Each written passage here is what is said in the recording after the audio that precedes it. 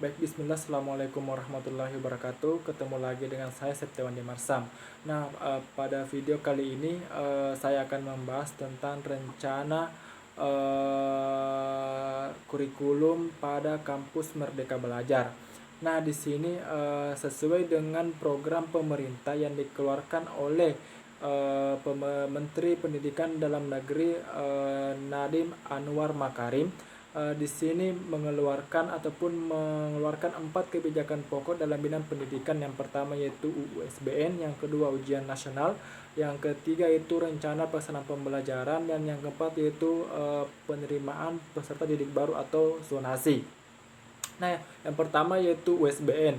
Nah, Menteri Pendidikan dan Kebudayaan Nadiem Anwar Makarim memberikan kebijakan dalam pelaksanaan USBN ini, di mana USBN ini akan dilaksanakan di masing-masing sekolah ataupun memberikan kewenangan kepada masing-masing sekolah untuk menilai hasil belajar siswa, apakah itu dalam bentuk tugas ataupun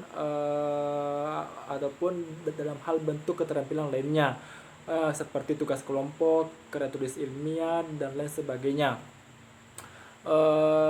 Berikutnya yaitu ujian nasional. Nah, pada tahun 2020 merupakan tahun terakhir dari pelaksanaan ujian nasional. Nah, untuk tahun 2021 akan digantikan dengan asesmen kurikulum minimum atau survei ke karakter.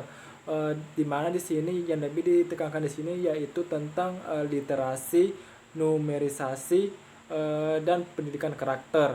Ya, nah apa sih itu literasi? Yaitu mengembangkan kemampuan siswa dalam hal membaca, menulis, dan lain sebagainya. Sedangkan numerisasi itu mengembangkan kemampuan siswa dalam hal berhitung ataupun matematika. Dan yang gede itu pendidikan karakter, yaitu mengembangkan perilaku-perilaku yang sesuai dengan tuntutan dalam kurikulum 2013.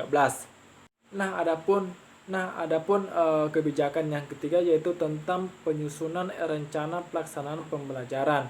Pemerintah khususnya yaitu Menteri Pendidikan Dalam Negeri telah memberikan kebebasan ataupun kelowongan kepada setiap tenaga pendidik, baik itu guru dan lain sebagainya, dosen, untuk menentukan sendiri bagian-bagian ataupun pokok-pokok penting dalam pelaksanaan RPP-nya.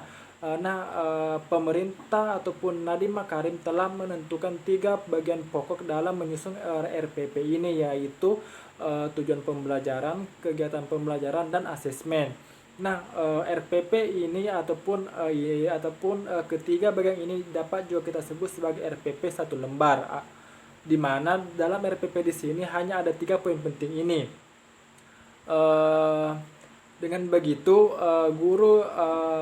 guru akan lebih memiliki banyak waktu untuk menilai hasil dari kegiatan pembelajaran yang telah dilakukan oleh siswa pada hari itu.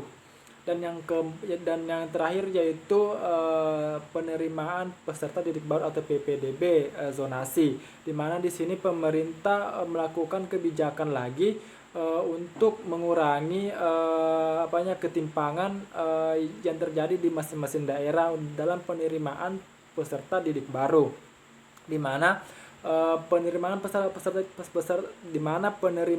peserta didik baru di sini yaitu dilakukan maksimal 50%. Jalur afirmasinya itu sebesar 15%, dan jalur jalur perpindahannya itu ataupun jalur perpindahannya sebesar 5%.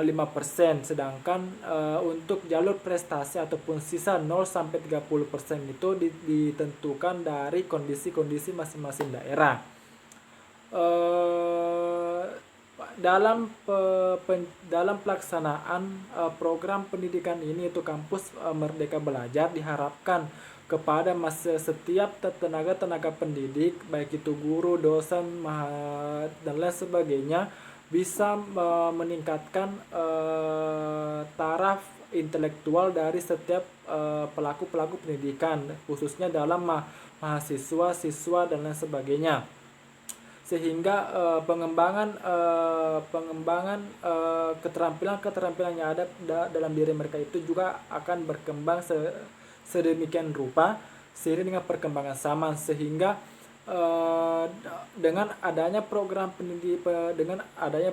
kampus merdeka ini diharapkan tujuan dari pendidikan nasional itu dapat tercapai dengan maksimal dengan dikeluarkannya tadi 4 kebijakan pokok yang telah dikeluarkan oleh Menteri Pendidikan dan Kebudayaan Nadiem Anwar Makarim.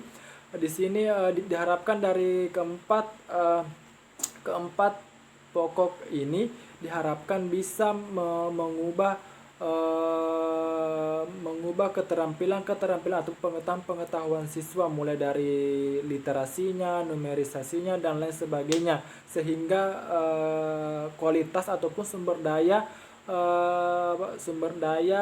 ataupun calon-calon generasi yang ada di Indonesia ini pun juga akan ikut berkembang. Mungkin itu yang bisa saya sampaikan. Lebih dan kurangnya mohon dimaafkan bila ada salah-salah kata ataupun kesalahan dalam berbicara, mohon dimaafkan. Akhir kata, wassalamualaikum warahmatullahi wabarakatuh. Sampai jumpa pada video berikutnya.